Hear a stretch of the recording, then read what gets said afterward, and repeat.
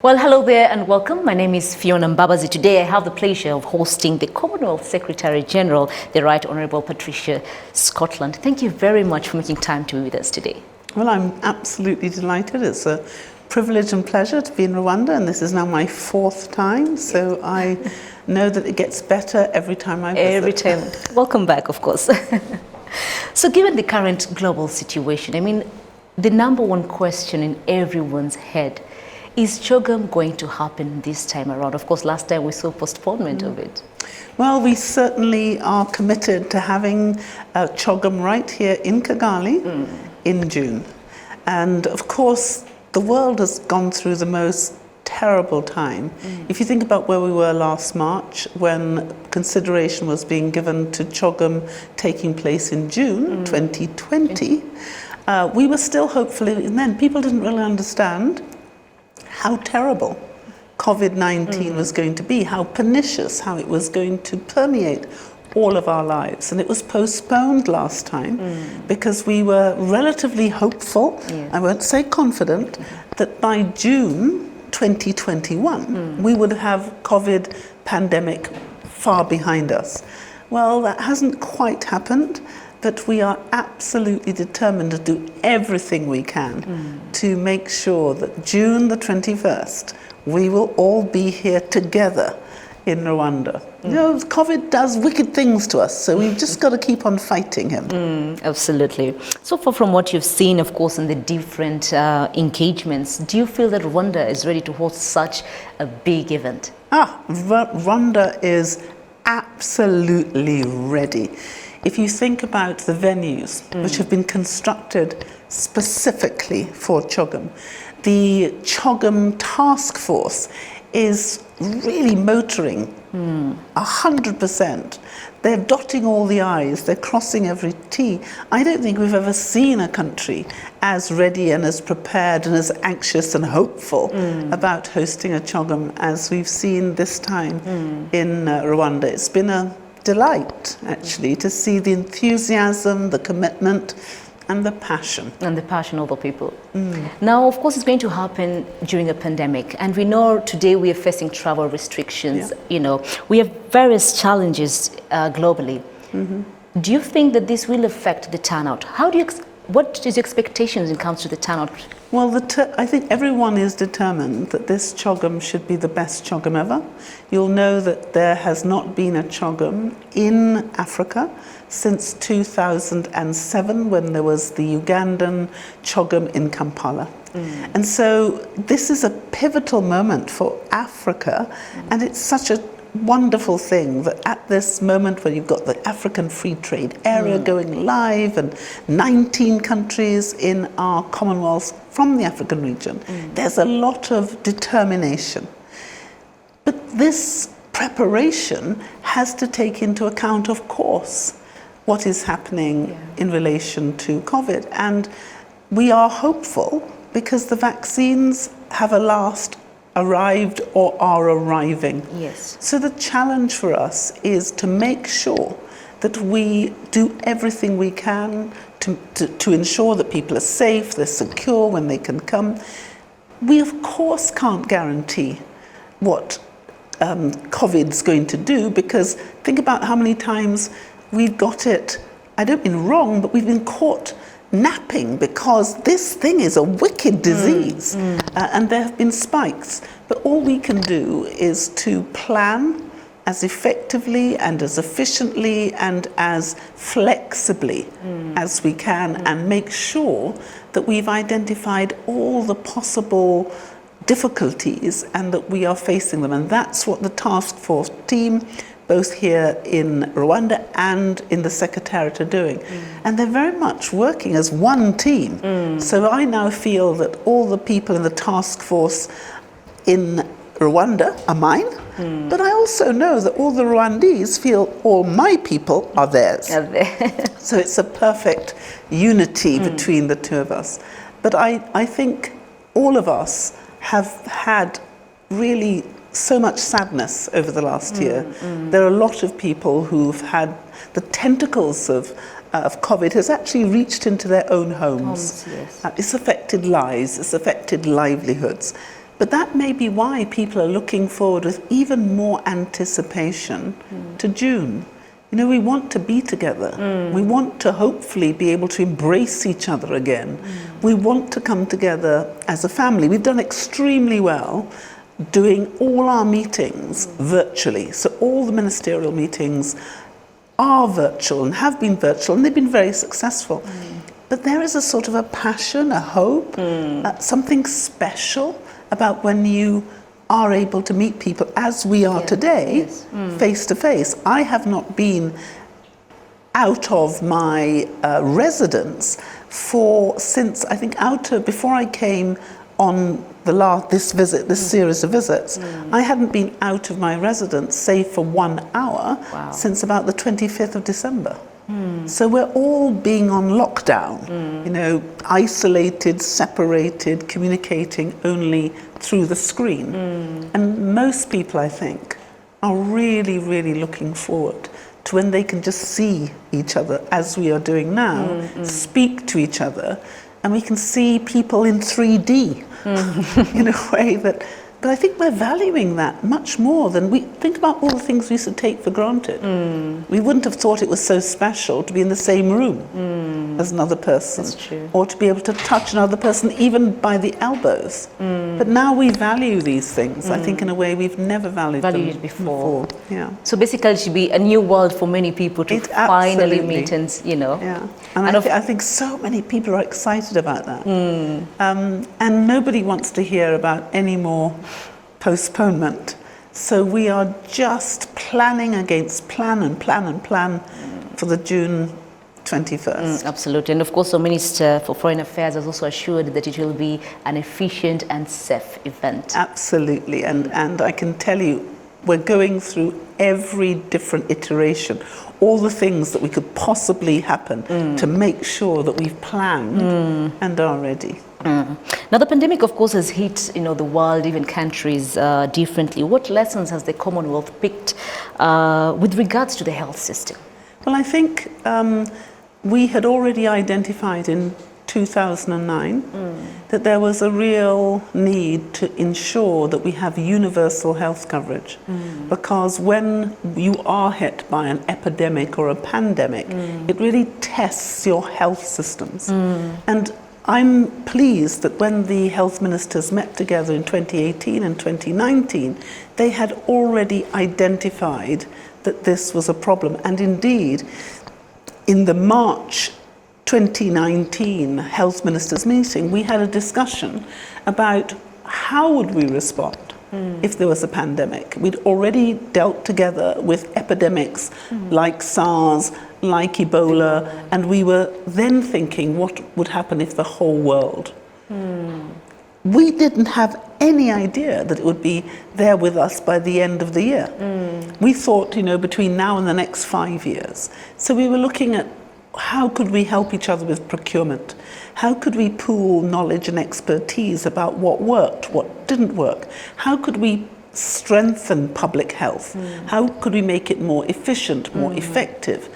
And that's the work, thank goodness, we had already started. When the pandemic came, it meant that we had to accelerate that work.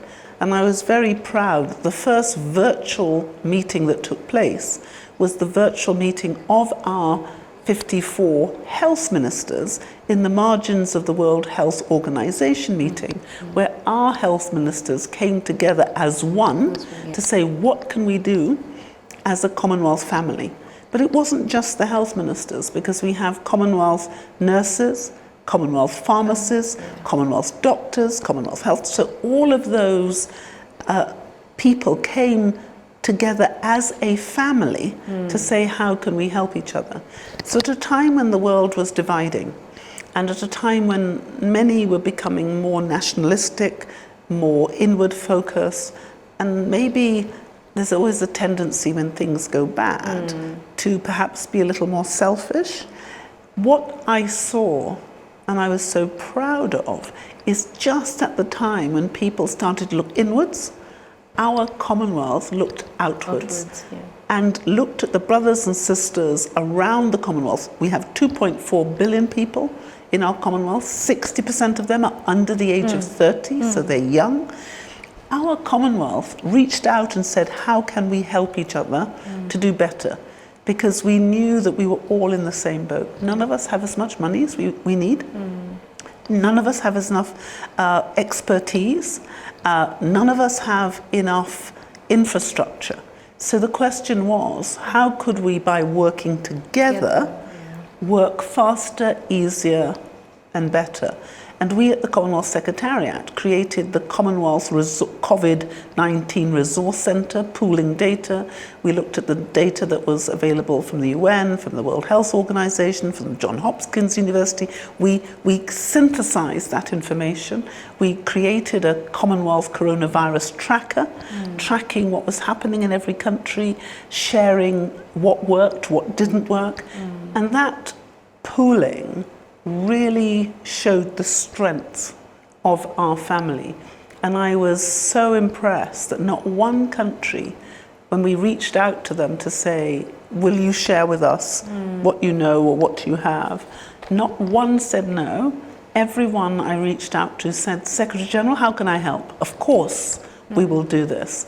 And so I think we've seen the strength of our family, that connecting, innovating, transforming, but pooling our knowledge for the common good works. And that's what our Commonwealth have done. So I think they haven't just talked, they've walked the talk. They've walked the talk, absolutely. Now, Africa, the Pacific, and of course, the Caribbeans have complained about the unequitable access of COVID-19 vaccine. How do we bridge this gap today? Yeah, well, I've been working really hard with all of our partners, including the World Health Organization. You'll know that the COVAX is running out, but we're also asking people to think about how we can deal with distribution more evenly and more equitably.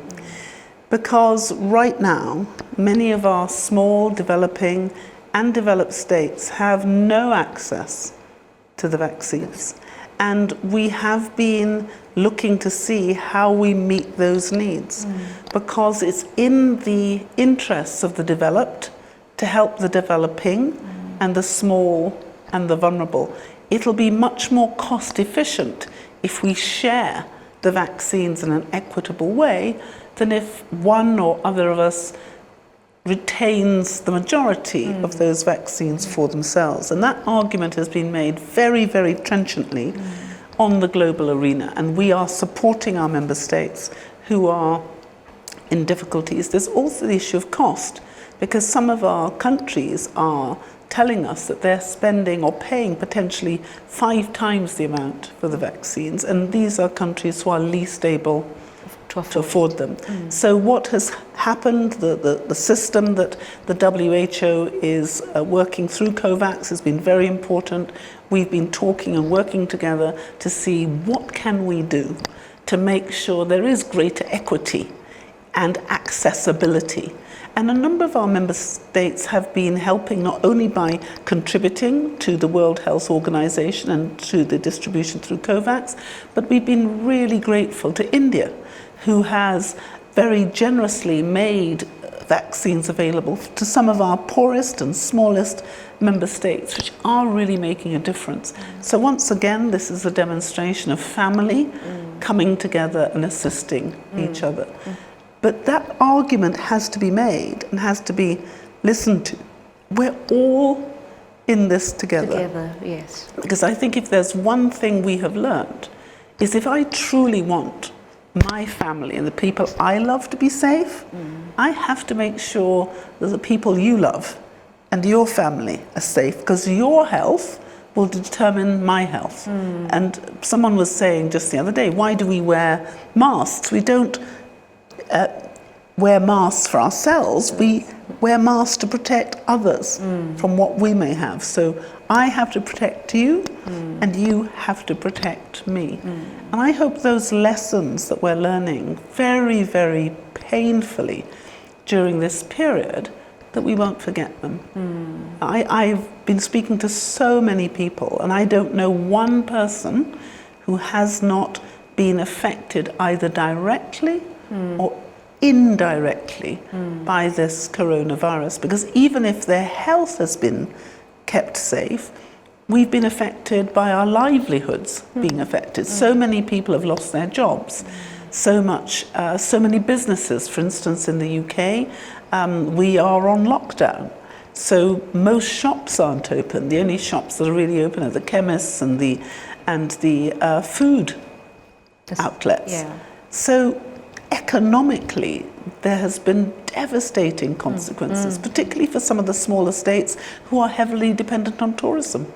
So if 70% of your income comes from tourism or tourism-related services, and the other 30% comes from fisheries, and you sell your fish to perhaps European outlets, restaurants, hotels, you have no tourists, and nobody's buying your fish. So that's 100% of your income.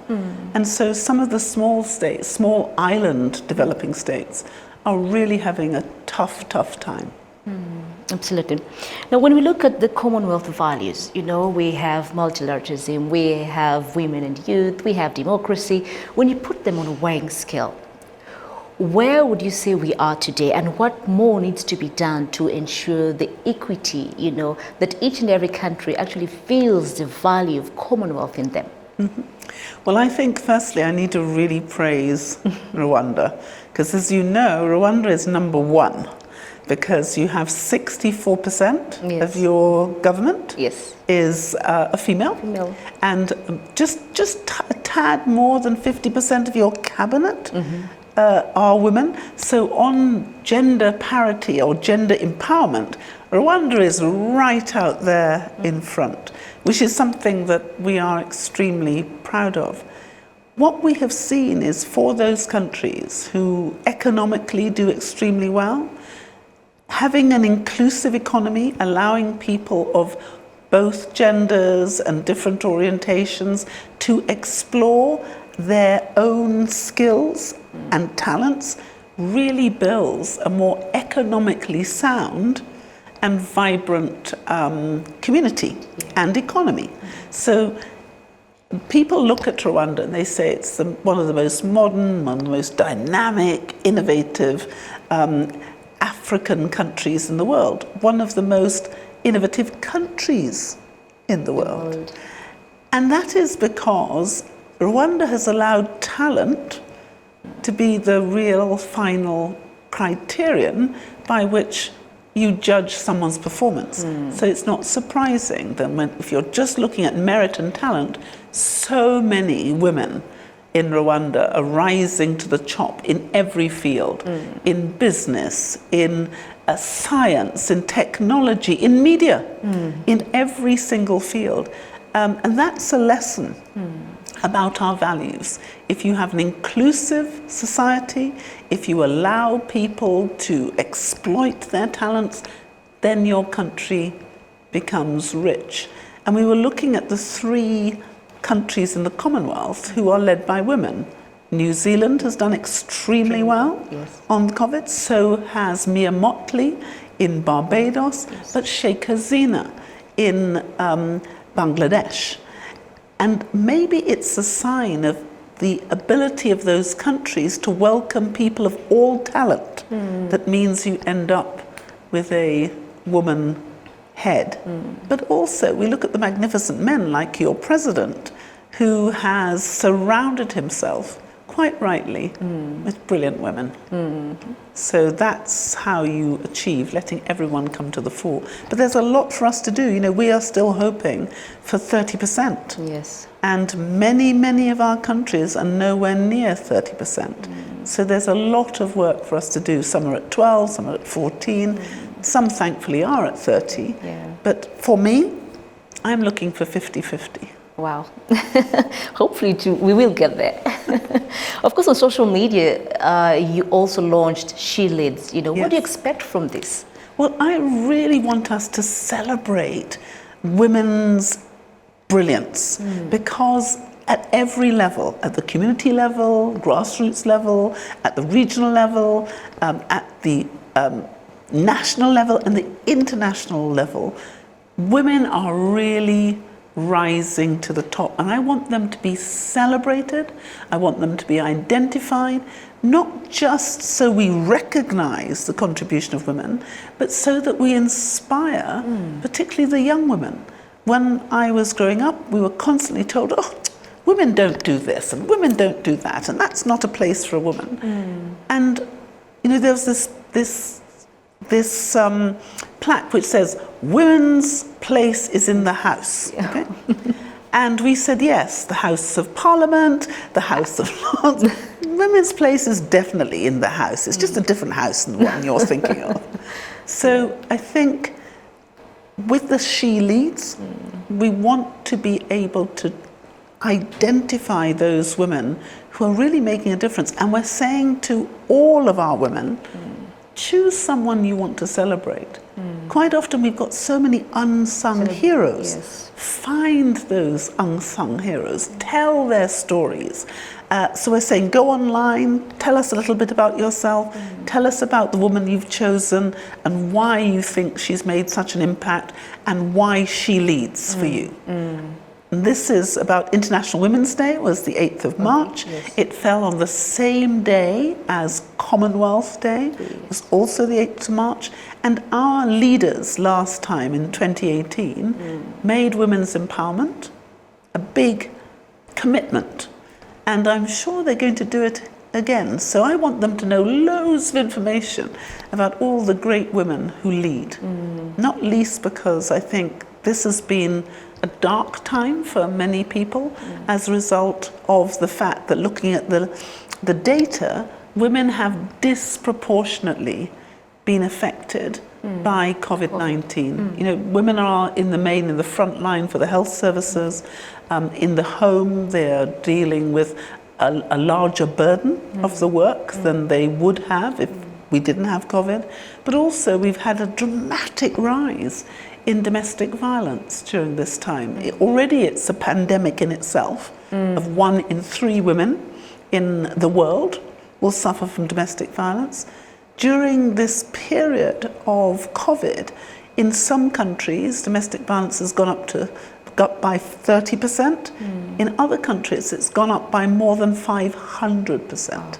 So there are so many women and girls trapped in their homes now with the abuser. And so we've got to find ways of setting them free. And there are lots of women who've led the way on that.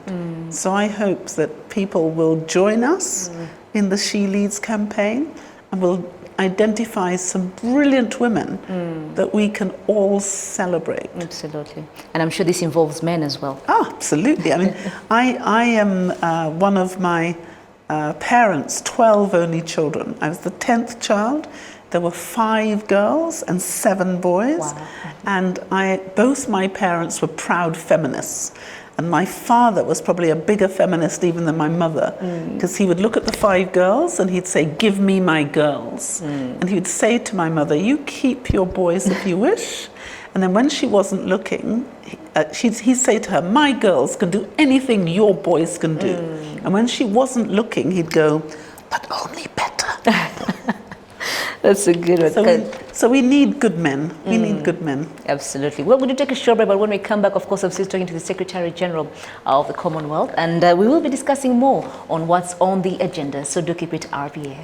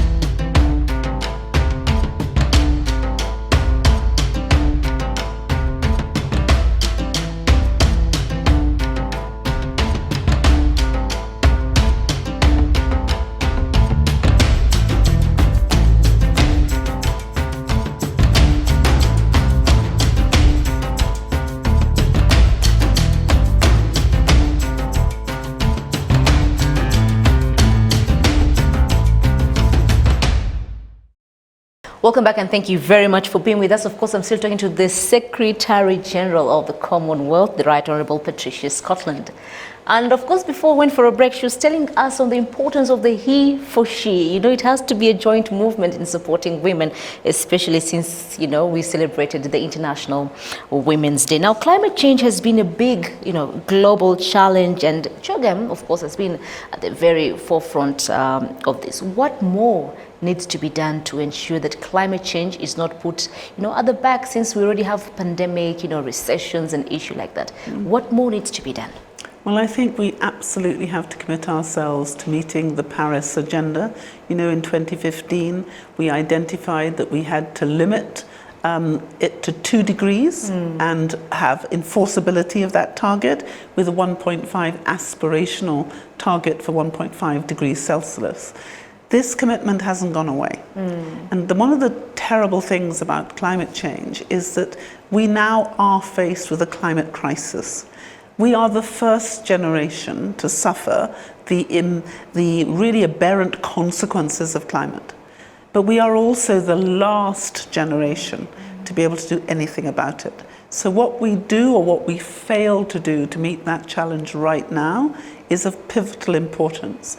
And the Commonwealth has been at the forefront of this agenda for more than 30 years. It was in 1989 at the Langkawi Conference in CHOGM in Malaysia that the Commonwealth said, we are facing an existential threat. And if we do not address this matter with energy and concentration, then the world will be in a parlous state. And when you go back and you read what our leaders said in 1989, it's chilling because they were prescient, and everything they said in that document was right. And since 1989, the Commonwealth has been raising this issue of climate change on that agenda in a stalwart way. And I wasn't surprised, therefore, that when the Paris agenda in 2015 was being looked at, it was the Commonwealth in November at the Malta CHOGM where our leaders, 53 leaders, said, we have to make a commitment. It has to be enforceable. We have to bring change. And this is going to be a commitment that we will have to deliver on. And since 2015, the Commonwealth has continued to work on that. We've brought in the Blue Charter. We're considering now bringing a charter called for the living lands. We want 30% to be better controlled of our seas, but 30% to be better controlled also for our land. So this is a huge agenda for us. And when it comes to CHOGM in June, this agenda on climate will be at the forefront. Rwanda has been flying the flag on the blue economy, on the green economy, making sure that it's regenerative, and you'll find that you'll get wholesale support. But the United Kingdom is going to be the host of COP26 in Glasgow in November.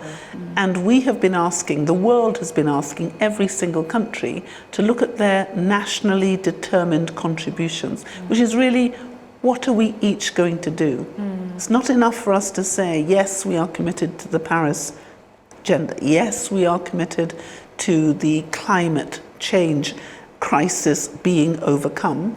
But the real question is, so if we are, which we are, what are we going to do about it? And so this is what we'll be preparing right now, looking forward to CHOGM to try and raise those nationally determined contributions, but to be really practical. So that's why on this basis too, we're sharing what works, but also what does not work, so that we can save time, we can save money, but we can also enhance our opportunity to do better. Absolutely. Of course, climate change and other, issues that will be talked when it comes to CHOGM. But what other important issues are we looking forward? Because we already know the agenda, but one could ask, maybe it could have changed because of the pandemic. What other important issues will we be talking about when it comes to CHOGM? Well, we'll also be talking about trade. And when I first became Secretary General, I said I wanted to put the common back into Commonwealth, but I also wanted to put the wealth back into common. And so we know that if we are to deliver on the Sustainable Development Goals, which are actually our Commonwealth goals, because our Commonwealth Charter came before the SD, the Sustainable Development Goals. And if you look at our Charter 1 to 16, it is 1 to 16 of the Sustainable Development Goals. And then SDG 17 is partnership. And partnership is in our preamble, it's in everything we do. So delivering on those Sustainable Development Goals are incredibly important. But if we're going to create the wealth that we need, we're going to have to do it in a different way, in a more regenerative way, in a place-based way, in a way that's nature-based. And so this is what we've been looking at. But we've found some fantastic things. We have a 21% advantage in the Commonwealth from trading with each other. Because we share the same language, English, because we have a similar parliamentary system, because we have similar governance systems, because we have similar institutions and similar laws, that gives us a level of interoperability which makes it easier for us to trade. We have already reached almost $700 billion of intra-Commonwealth trade. We would like to raise that to 2 trillion by 2030. And we now have some real opportunities to do it. We have the Africa Free Trade Area, where of course the president of Rwanda was responsible as chair in office when he was heading up the African Union, led on that, but now he's going to be the chair in office of the Commonwealth. So we have an opportunity to work together to create the legislative frameworks, the regulatory frameworks, the contract templates, which will enable us to do better business.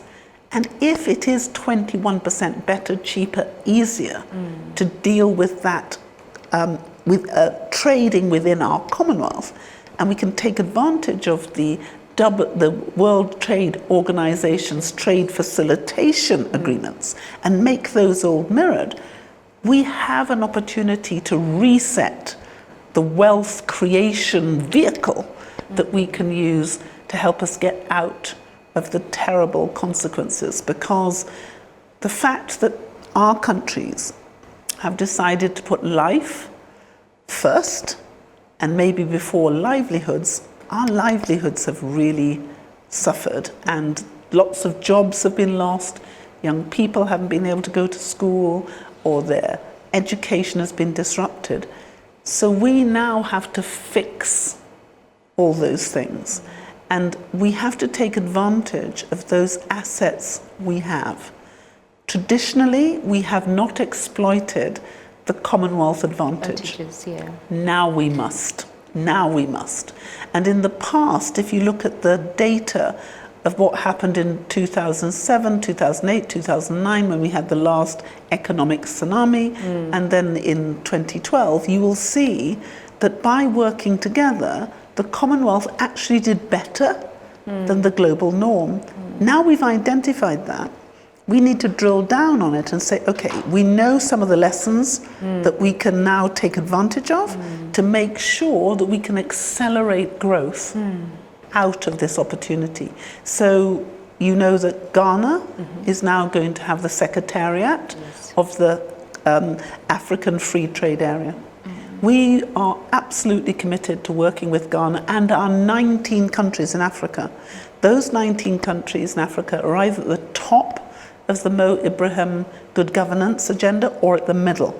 So if we can, using the power, the influence, the family commitment of our countries, build a model which will help us to trade more easily, more effectively, more quickly, we won't just create opportunities for Africa, we'll create opportunities for our Commonwealth, and by doing that, opportunities for our world.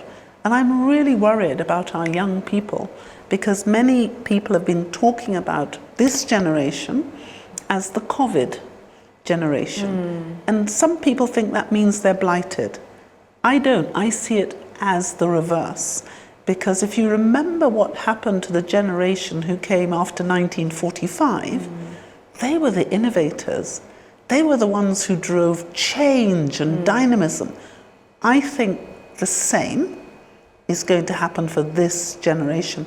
So many of our young people are thinking out of the box. Yes. You know, they're coming up with things that nobody has ever thought about.